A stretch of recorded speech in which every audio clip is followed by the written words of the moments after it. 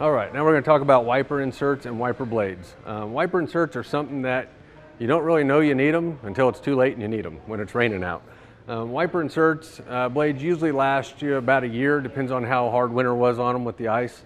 Here at the Honda store, what we can do is we can replace just the rubber seal on here only, not the entire blade. A lot of times people go to some aftermarket shops to get their wiper blades, and what happens there is they'll buy the whole blade, both of them, for around $30 or so, and then we can't put just the rubber inserts in, and that's about $18, $20 to do that. So it's a lot cheaper to keep just replacing the rubber seals.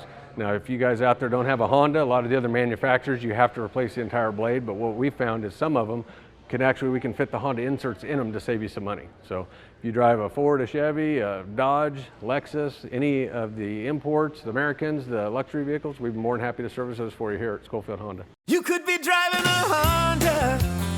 You could be driving a Honda. Oh yes, you could drive a Scholfield Honda.